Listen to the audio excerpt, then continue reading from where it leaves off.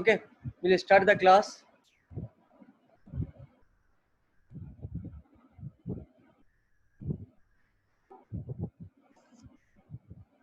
तो last class में हम लोग डिस्कस कर रहे थे इंस्टेंटेनियस वेलोसिटी. सो कर लिया था, खाली एक ग्राफ डिस्कस करना बचा था. So let me quickly revise what is instantaneous velocity. The velocity at any instant is defined as the limit of average velocity as the time interval delta t becomes infinitesimally small. मैंने बताया था जैसे अपन एक point से start होते हैं और दूसरे पॉइंट तक जाते हैं, तो जो टोटल डिस्टेंस का टोटल डिस्प्लेसमेंट होता है, टोटल टाइम होता है, वो एवरेज वेलोसिटी कहलाता है. सपोज अपने घर से चले गाड़ी में, तो हर पॉइंट पे वेलोसिटी अलग अलग होती है, लेकिन जो total displacement by total time तो अपने को एवरेज वेलोसिटी देता है. लेकिन अगर किसी इंस्टेंट पर अगर अपने स्पीडोमीटर को देखेंगे तो वो जो वेलोसिटी आती है वो इंस्टेंटेनियस वेलोसिटी आती है. तो एवरेज वेलोसिटी क्या होती है? टोटल डिस्प्लेसमेंट पूरे टाइम पीरियड में, total displacement divided by the total time taken. अब अगर इस टोटल टाइम टेकन को अगर अपन जीरो को अप्रोच करवा दे किसी भी इंस्टेंट पे, तो ये लिखने का तरीका होता है limit delta T tends to zero. जब ऐसे लिखेंगे और डेल्टा टी की वैल्यू को छोटा करते जाएंगे तो लिखेंगे D R by D T. ये मैथमेटिक लिखने का तरीका है, हम इस पे ज्यादा फोकस नहीं करेंगे अभी. And this is known as instantaneous velocity. तो जो अपन डिस्प्लेसमेंट टाइम ग्राफ बनाते हैं, तो जिस टाइम पे अपने को इंस्टेंटेनियस वेलोसिटी निकालनी होती है, उस टाइम पे उस ग्राफ का जो स्लोप होता है टेंजेंट का, वो उस पॉइंट पे इंस्टेंटेनियस वेलोसिटी को डिफाइन करता है. Okay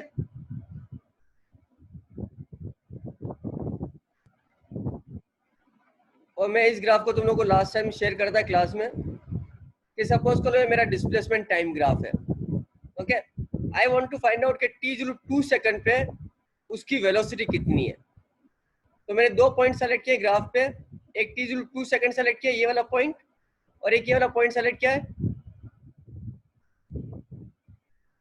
t 7 seconds.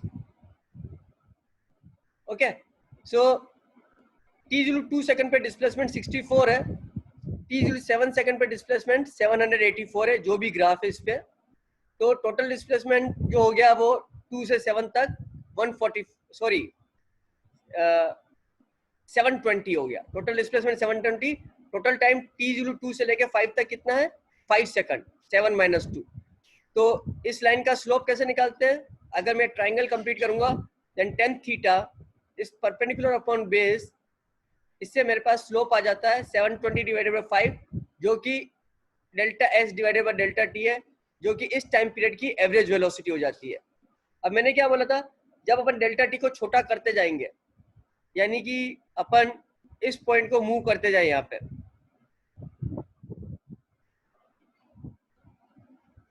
टी की वैल्यू को कम करते जाए अपन. So what you see here is, मैं डेल्टा टी को कम करता जा रहा हूँ. यहाँ पे अब डेल्टा टी 2.8 हो गया, मैं डेल्टा टी को कम करता जा रहा हूँ, तो डेल्टा एस 167 हो गया, डेल्टा टी 1.8 हो गया. अब जब मैं डेल्टा टी को जीरो कर दूंगा या जीरो को अप्रोच कर दूंगा, तो जो मेरी रेड लाइन है वो इस ब्लैक लाइन से कोइंसाइड होती जा रही है. रेड लाइन का जो स्लोप है this perpendicular divided by this base, ये मेरे को t 2 और t 5 के बीच में एवरेज वेलोसिटी दे रहा है. और जब मैं डेल्टा टी को टेंडिंग टू जीरो करता जा रहा हूँ, इधर देखो, इधर यहाँ पे मेरा डेल्टा टी की वैल्यू आ रही है, मैं जब डेल्टा टी को टेंडिंग टू जीरो करता जा रहा हूँ, तो जो रेड लाइन है ये ब्लैक लाइन को अप्रोच करती जा रही है और डेल्टा टी को जीरो को टेंड कर दिया, यानी कि नियरली t 2 पे पहुंच गया हूँ. तो मेरा जो रेड लाइन है वो बिल्कुल ब्लैक लाइन से कोइंसाइड हो गई है. तो जो ब्लैक लाइन है ये किसी भी कर्व को टेंजेंट के क्या डिफाइन करते हैं? उस पॉइंट को जो टच करती है लाइन, तो ब्लैक लाइन इस कर्व का टेंजेंट बन गई है. तो इस लाइन का जो स्लोप है वो ही इस पॉइंट की इंस्टेंटेनियस वेलोसिटी है. ओके, अब लाइन का स्लोप कैसे निकालते हैं? मैंने लास्ट क्लास में तुम्हें समझाया था tan theta is perpendicular upon base, और किसी भी कर्व का जो टेंजेंट होता है उसका स्लोप मैथमेटिकली निकाला जाता है, उसको हम अभी डिस्कस नहीं करेंगे. Okay,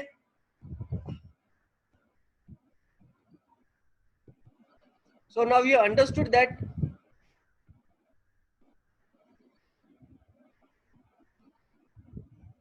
the slope of the tangent at any point gives the instantaneous velocity.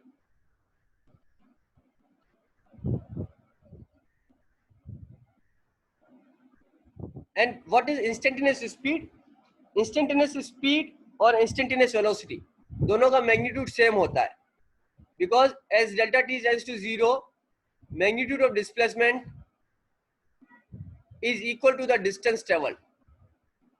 तो अपन बोल सकते हैं कि जो instantaneous speed है और जो instantaneous velocity है उन दोनों का magnitude same होता है.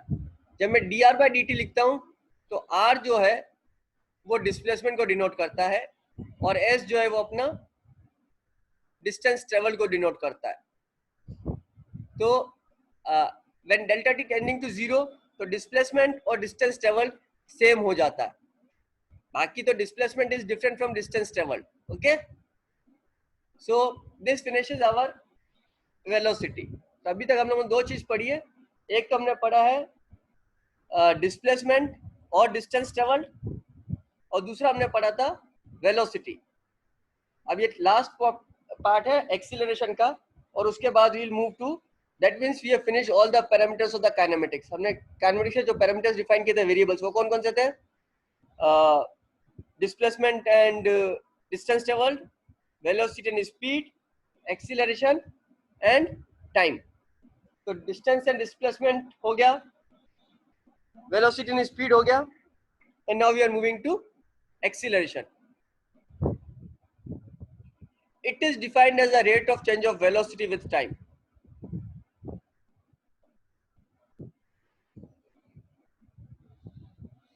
Change of velocity with time. जब एक्सीलरेशन को डिफाइन करने की बात हो रही थी, जब पार्टिकल आगे मूव हो रहा था और उसकी वेलोसिटी चेंज हो रही थी, तो दो वेरिएबल्स में वेलोसिटी चेंज हो रही थी. एक तो उसका डिस्प्लेसमेंट भी चेंज हो रहा था और एक टाइम में भी पार्टिकल स्पेस में भी आगे मूव हो रहा था और टाइम में भी आगे मूव हो रहा था. Now should we define the change in velocity with respect to time, और should we define change in velocity with respect to displacement? Okay, so that was a point of discussion, and after lot of experiments it was found that जब object freely fall होता है earth surface के करीब, then the change in velocity with respect to time is constant, जबकि change in velocity with respect to displacement was not constant. Okay, जब हम free fall in acceleration पढ़ेंगे तब तुम्हारे को और समझ में आ जाएगा ये. But that was the argument to define that acceleration is rate of change of velocity with time and not rate of change of velocity with displacement. तो acceleration को change of velocity time define किया था because of the study of the free fall motion. Okay, for us now it's simple. Acceleration is defined as a rate of change of velocity with time. Acceleration is again a vector quantity. अगर vector quantity है तो उसका direction define करना होगा. So because acceleration is defined as change of velocity, so its direction is same as the change of velocity. जिस direction में velocity change होती है उसी direction में acceleration define होता है.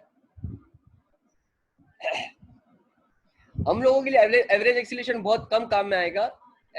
For rest of the entire chapter what we are going to study is constant acceleration, but we define with average acceleration is change in velocity upon change in time, and when this change in time delta T is tending to 0, then delta v by delta t can be written as dv by dt. Again, this is only a mathematical notation. We are not going to worry much about this for the time being. तो हमारे लिए acceleration जो है instantaneous acceleration वो हमेशा constant रहेगा, and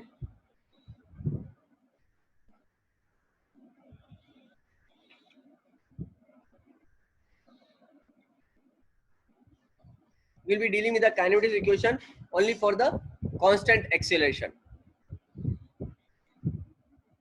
Acceleration से अगर velocity change होती है, then there are three ways of changing the velocity. Can someone tell me what are the three ways of changing the velocity?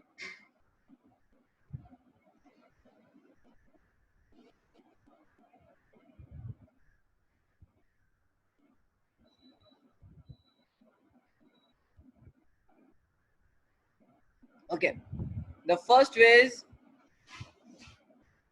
you only change the magnitude of the velocity. यानी कि तुम्हारी speed जो है वो या तो increase हो रही है या डिक्रीज हो रही है. फॉर एग्जाम्पल जब हम बॉल को नीचे फेंकते हैं ऊपर से, तो हमेशा नीचे की तरफ ही ट्रेवल करती है और उसकी स्पीड लगातार बढ़ती जा रही है. So the only the magnitude is changing. This is one way of changing it. Second is only direction changes, जो कि यूनिफॉर्म सर्कुलर मोशन में होता है. जब ऑब्जेक्ट एक सर्कल में मूव होता है with a constant speed. Okay, diagram अच्छा नहीं बना है, but then we say that अगर वो कांस्टेंट स्पीड से सर्कल में मूव कर रहा है, then only the direction is changing. But because the direction is changing, velocity is also changing. Even the speed is not changing, but because the direction is changing, we say that this is an accelerated motion. And when both the direction and the magnitude changes, for example in the projectile motion, जैसे अपन ने पत्थर को ऐसे फेंका, तो इस case में क्या है, इसकी स्पीड भी चेंज होती है और इसका डायरेक्शन भी चेंज होता है. For us, because we are in the rectilinear motion, ये projectile motion और circular motion अभी हमारे काम का नहीं है. So we will only consider the change in the magnitude of velocity. We are not concerned about the change in the direction. The only the change in the direction which we are going to consider is when the direction reverses. जैसे पत्थर को ऊपर फेंका तो कुछ time तक तो पत्थर ऊपर जाता है, लेकिन जब टॉप पे पहुंच जाता है तो पत्थर वापस से डायरेक्शन रिवर्स करके नीचे आना शुरू कर देता है. तो वही एक पॉइंट है जब हमारा वेलोसिटी का डायरेक्शन चेंज होता है. तो other than that we are not going to change the direction of the velocity in any other direction. और किसी डायरेक्शन में वेलोसिटी का डायरेक्शन हम लोग चेंज नहीं करेंगे. ओके,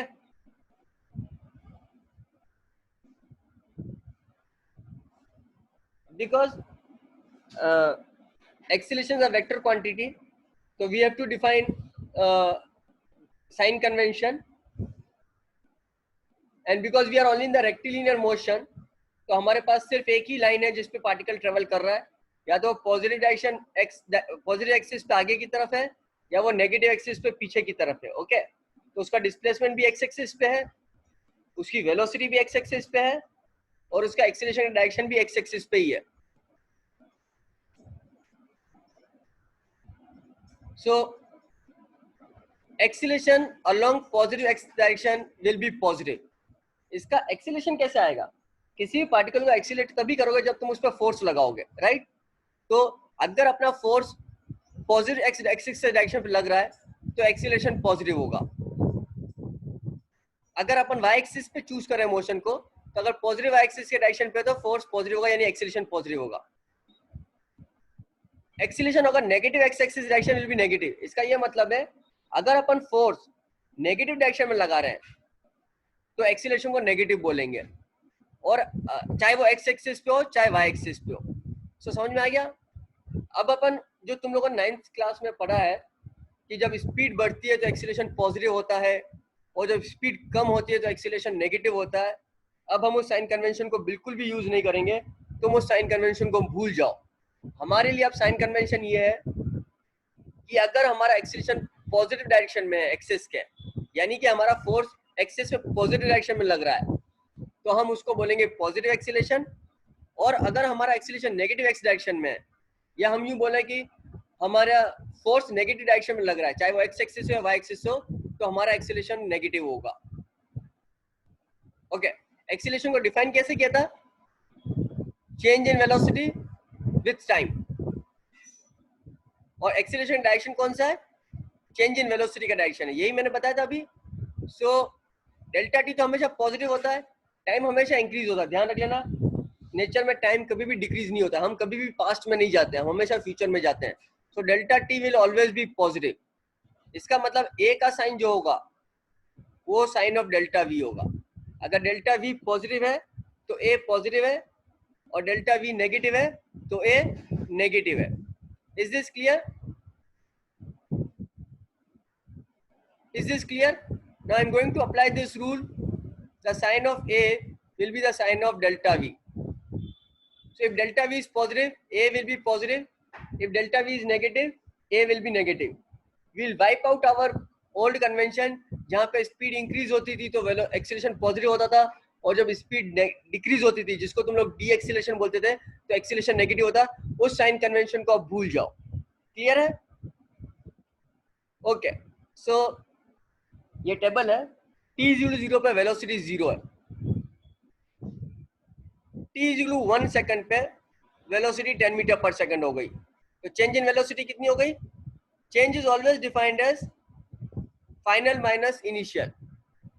somebody is disturbing, हाँ डिस्टर्ब मत करो.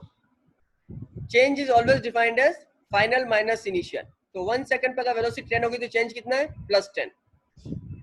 t 2 सेकंड पे वेलोसिटी 20 हो गई. अब वापस अगर चेंज निकालूं तो 20 - 10 + 10 है, तो change is positive. So we can say acceleration is positive because delta we is positive. और यहाँ पे तुम देख लो, एक्चुअली अगर तुम देखोगे तो तुम्हारी वेलोसिटी स्पीड भी इंक्रीज हो रही है. So actually it's speeding up, no problem. अभी यहाँ पे एक्सीलरेशन पॉजिटिव है because delta we is positive. It has resulted in speed up, but हमारा वो पर्पस वो नहीं है, स्पीड अप करना नहीं है. Okay, let's move to another example. t0 पे वेलोसिटी 30 मीटर पर सेकंड है. ये वेलोसिटी +30 मीटर पर सेकंड है, that means it's moving in the plus x axis direction. t0 1 second पे वेलोसिटी 20 है, तो चेंज इन वेलोसिटी कितना है? Final minus initial, 20 - 30. Change in velocity कितना है? -10. t0 2 सेकंड पे वेलोसिटी 10 मीटर पर सेकंड हो गई. अभी भी वेलोसिटी पॉजिटिव है, ध्यान रख लो. 30 है, 20 है, 10 है, तो पार्टिकल किधर मूव कर रहा है? Particle is moving in the plus direction, है ना. पार्टिकल इस डायरेक्शन मूव कर रहा है, लेकिन चेंज इन वेलोसिटी कितनी है? -10. So acceleration is negative. Acceleration negative क्यों है? क्योंकि डेल्टा वी नेगेटिव है.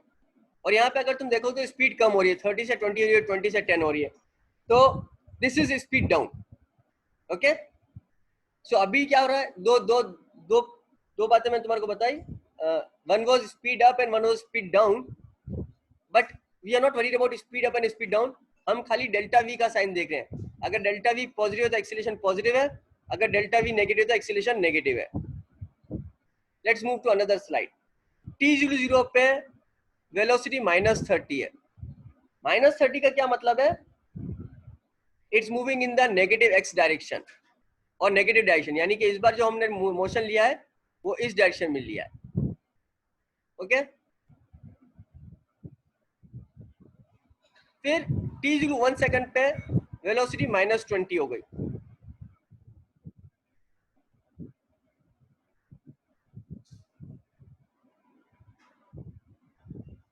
t0 2 सेकंड पे वेलोसिटी -10 हो गई. वेलोसिटी -30 से -20 से -10 हो रही है. Okay, what is acceleration? Acceleration is positive. अगर तुम यहाँ पे देखोगे तो एक्चुअली तो स्पीड डिक्रीज हो रही है, फिर भी एक्सीलरेशन पॉजिटिव है. Why? Can you guess acceleration positive क्यों है? अगर तुम तुम्हारे ओल्ड कन्वेंशन में देखोगे तो स्पीड डिक्रीज हो रही है, पर हम ओल्ड कन्वेंशन में नहीं है, हम नए कन्वेंशन में. यहाँ पे जो पार्टिकल है वो इस डायरेक्शन में मूव हो रहा है और उसकी स्पीड जो है उसकी वेलोसिटी -30 से -20 हुई, -20 से -10 हुई, and the acceleration is positive. Okay, look here, velocity -30 से -20 हुई. अगर चेंज इन वेलोसिटी देखोगे तो क्या होगा? फाइनल वेलोसिटी -20 है, इनिशियल वेलोसिटी -30 है, so it will be -20 -30. Okay, I don't have the good pen to write, so we do have final minus initial, which will come out to be +10. Okay, so what is happening is acceleration is positive because our delta v is positive. Remember, here it's not speeding up, the speed is actually decreasing. 30 से 20 हुई, 20 से 10 हुई, लेकिन acceleration positive है क्योंकि delta V positive है. अगर तुम नंबर लाइन पे देखोगे तो वेलोसिटी -30 से -20 हुई है. ओके, और -20 से -10 हुई है. अगर नंबर लाइन पे तुम देखोगे तो you are moving in the increasing direction of the number, और I can say my delta we is positive because my final velocity. तो अब वेलोसिटी क्या थी? इस डायरेक्शन में थी. अगर तुम देखोगे वेलोसिटी को -30 से -20 करना है तो तुम्हारे को फोर्स जो है इस डायरेक्शन में लगाना होगा, तभी उसकी स्पीड कम होगी। तो तुम्हारा फोर्स का डायरेक्शन कौन सा है? पॉजिटिव डायरेक्शन है, so your acceleration is positive. Okay, so now you can relate up that acceleration sign is related with the sign of the delta v. Delta v is positive, so acceleration is positive. Let's take another example. At t equal 0, the velocity is -30. At t equal 1, the velocity is -40. At t equal 2, the velocity is -50. Acceleration is negative. अगर तुम्हारी speed देखोगे तो speed 30 से 40 हुई, 40 से 50 हुई। Actually speed तो increase हो रही है, स्टिल एक्सीलरेशन इज नेगेटिव, क्योंकि हम लोग पुराने साइन कन्वेंशन में नहीं है, हम नए साइन कन्वेंशन में। Can you think of why acceleration is negative?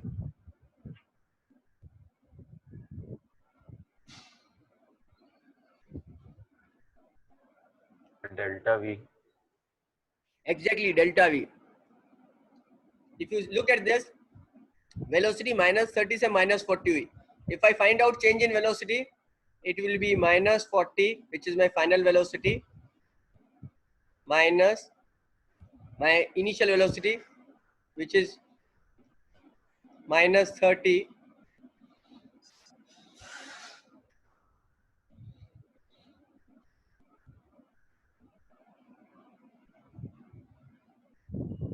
so this will come out to be -10. So delta v is negative.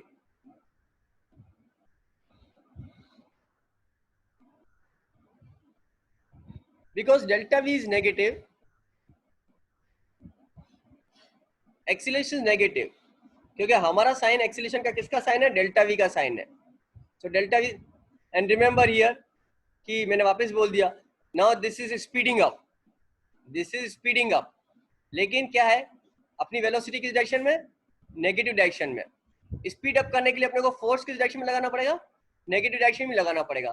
जब हम फोर्स को नेगेटिव डायरेक्शन में लगा रहे हैं तो एक्सीलरेशन भी नेगेटिव डायरेक्शन में। सो now acceleration will be negative because delta v is negative. Okay, is this clear to everyone?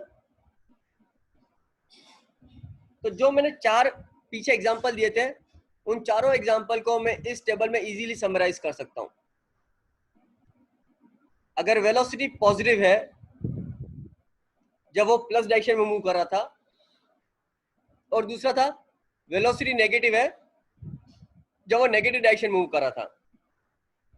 और दोनों केस में मैंने दो तरीके के एग्जांपल लिए थे, या तो वो स्पीड अप कर रहा था या वो स्लो डाउन हो रहा था। अगर वेलोसिटी पॉजिटिव थी और वो स्पीड अप कर रहा था तो अपना जो एक्सीलरेशन है वो भी पॉजिटिव आया था, एक्सीलरेशन भी पॉजिटिव आ गया था। लेकिन जब वो वेलोसिटी नेगेटिव थी, सॉरी, जब वेलोसिटी पॉजिटिव थी और वो स्लो डाउन कर रहा था तो एक्सीलरेशन नेगेटिव आया था। जब वेलोसिटी नेगेटिव थी और वो स्लो डाउन कर रहा था तो एक्सीलरेशन पॉजिटिव आया था। And that is something which goes against जो तुम्हारा पुराना साइन कन्वेंशन है। तुम्हारे साइन कन्वेंशन में जब स्लो डाउन करते तो एक्सीलरेशन नेगेटिव होना चाहिए, लेकिन यहाँ पे एक्सीलरेशन पॉजिटिव आ रहा था। सिमिलरली जब वेलोसिटी नेगेटिव थी और वो स्पीड अप कर रहा था तो एक्सीलरेशन नेगेटिव आ गया था, जबकि तुम्हारे साइन कन्वेंशन में अगर स्पीड अप करता है तो एक्सीलरेशन पॉजिटिव होना चाहिए था। Because now acceleration is not related to speed up and speed down, acceleration is related to the change in velocity. अगर डेल्टा वी पॉजिटिव है तो एक्सीलरेशन पॉजिटिव है, अगर डेल्टा वी नेगेटिव है तो एक्सीलरेशन नेगेटिव है। And that is basically the direction of the acceleration. अगर acceleration plus direction में तो एक्सीलरेशन पॉजिटिव है, अगर एक्सीलरेशन माइनस डायरेक्शन में तो एक्सीलरेशन नेगेटिव है। पेन पेपर लेके इसको सॉल्व करो एक बार। I will give you just 30-40 seconds to solve this. A particle is moving along positive x-axis with a velocity of 5 meters per second. After 2 seconds, its velocity changes to 10 meters per second. What is the acceleration?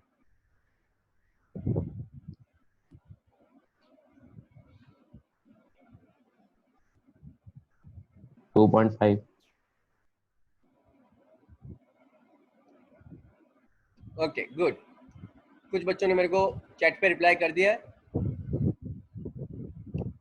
Answer is delta v by delta t. Initial velocity is 5, final velocity is 10, change will be 10 minus 5 by 2. And what is the time taken?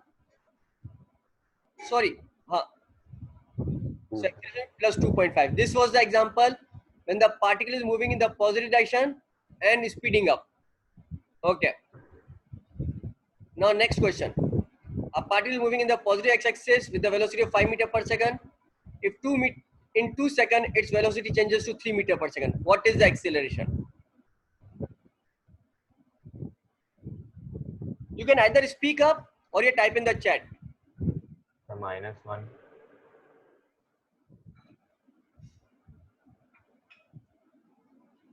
Your initial velocity is 5. Your final velocity is 3. So change in velocity will be 3 minus 5 minus 2. So your velocity, change in velocity is negative. And this was the example when the particle is moving in the positive direction and it's slowing down. Okay, यहाँ तक तो सही था. Now we move to the next question. This is somewhere you go against your old sign convention. अगर तुम यहाँ पे देखोगे तो तुम्हारी इनिशियल वेलोसिटी जो है ना वो -5 मीटर पर सेकंड है, और जो तुम्हारी फाइनल वेलोसिटी है वो -10 मीटर पर सेकंड है, because it's moving in the negative direction. So if I find out my change in velocity is -5. So if I find out the acceleration, it will be delta v by t minus 2.5, because this time the particle is moving in the negative direction and it's speeding up in the negative direction. So अगर वो speed up negative direction में कर रहा है तो force भी negative direction में ही लगेगा उसकी speed को increase करने के लिए. But we are not concerned about the speed. We are concerned about the direction of delta v. The direction of delta v is in the negative direction और minus value है उसकी delta v की -5 आ रहा है, इसीलिए acceleration भी negative आएगा. और लास्ट केस जो हमने डिस्कस किया था,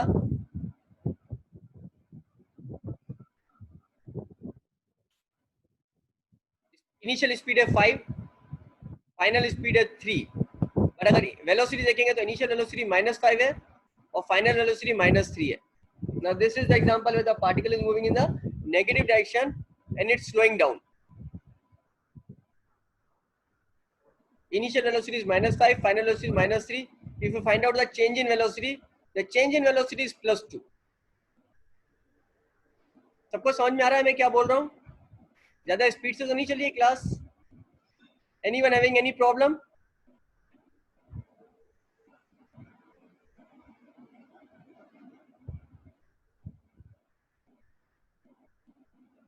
किसी को भी कोई प्रॉब्लम हो तो you can ask. No, sir. No? Sakina, are you following? Yes, sir. Yes, sir. Aksh, Yes, sir. समझ में आ रहा है? हाँ सर, आ रहा है.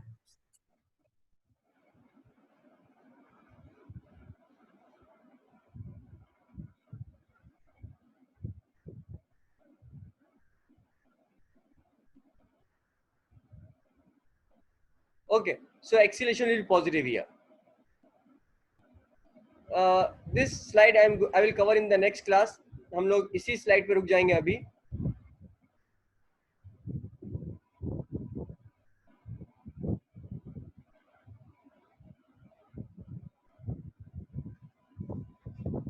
लास्ट टाइम मैंने तुम्हारे को एक बात बताई थी, उस बात को वापस से ध्यान रखो.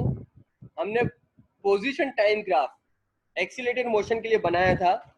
हमने बोला था वो पैराबोला बनता है, और अगर पैराबोला ऊपर की तरफ खुलता है तो एक्सीलरेशन पॉजिटिव होता है, और पैराबोला नीचे की तरफ खुलता है तो एक्सीलरेशन नेगेटिव होता है. You have to remember this very क्या बोलते हैं, बहुत रिलीजियसली याद रखना है कि भूलो नहीं उसको. This was the first example जो मैंने डिस्कस किया था. And the particle is moving in the positive direction और उसकी वेलोसिटी भी पॉजिटिव डायरेक्शन में इंक्रीज हो रही है. ये सबसे पहला केस था. तो अगर तुम पोजीशन टाइम ग्राफ देखोगे तो ये आधा पैराबोला बनाया है जो ऊपर की तरफ खुल रहा है. That clearly tells me the acceleration is positive. दूसरा मैंने किया था, जब पार्टिकल की वेलोसिटी तो 2 मीटर पर मतलब पॉजिटिव डायरेक्शन में थी, बट मैंने उसका एक्सीलरेशन नेगेटिव ले लिया था।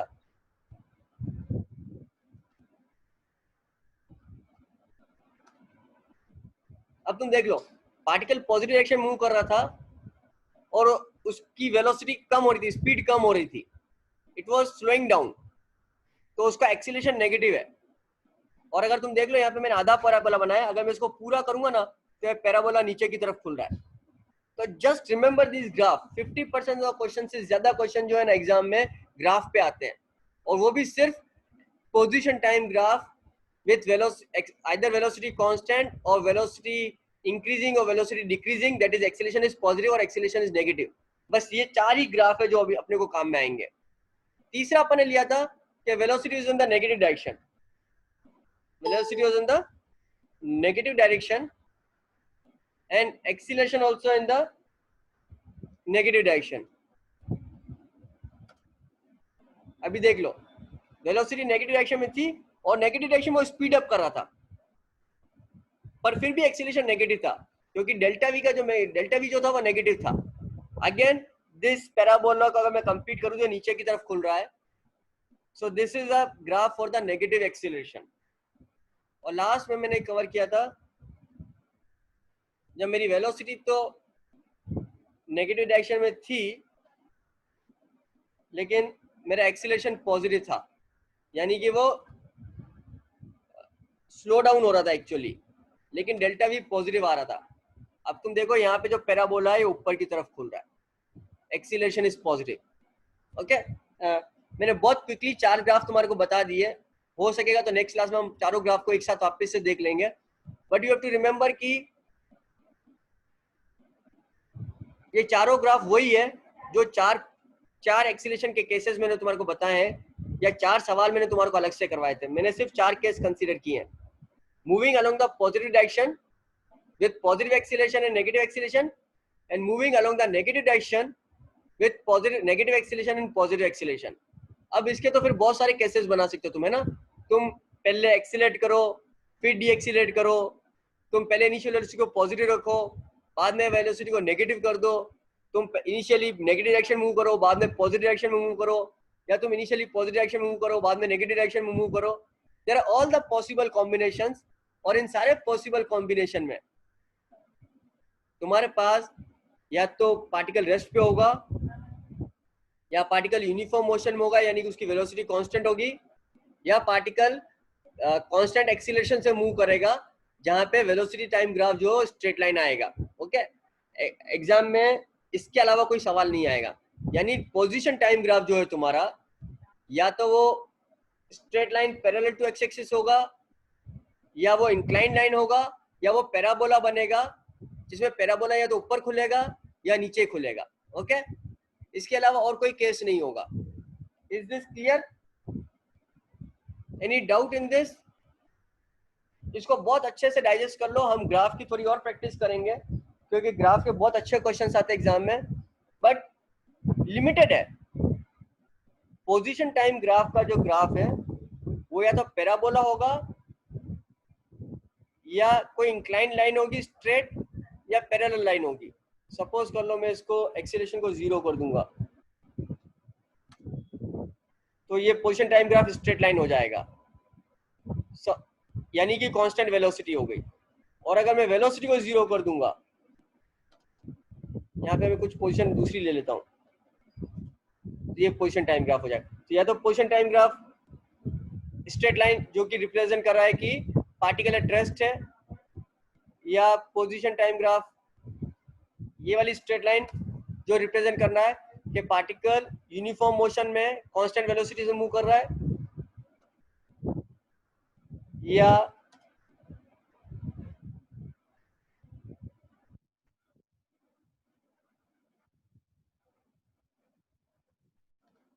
पोजीशन टाइम ग्राफ ऐसा पैराबोला बना लो जो रिप्रेजेंट कर रहा है कि पार्टिकल एक्सीलरेटेड मोशन में या तो पॉजिटिव एक्सीलरेशन है या फिर नेगेटिव एक्सीलरेशन है, यानी कि पैराबोला या तो ऊपर खुलेगा या नीचे खुलेगा।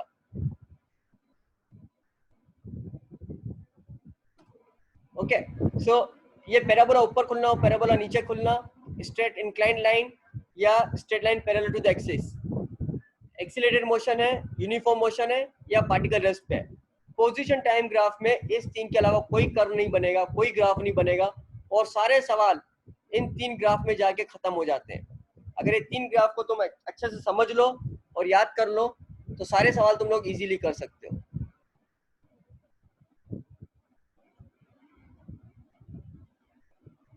Okay, so is this clear to everyone?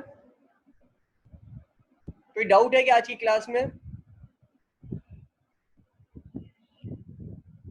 I have nearly finished the theory of this chapter except those 3 equations of the kinematics जो कि तुम लोग 9th क्लास में ऑलरेडी पढ़ चुके हो, तो उस पर तो खाली सवाल की प्रैक्टिस करनी होती है। अब जो बचा है वो मेजर पोर्शन यही है कि जो अभी तक मैंने पढ़ाया है उन ग्राफ को डिटेल तो हमने स्टडी कर दिया, उन ग्राफ को अप्लाई करना बचा हुआ है। फिर अप्लाई फ्यू ग्राफ्स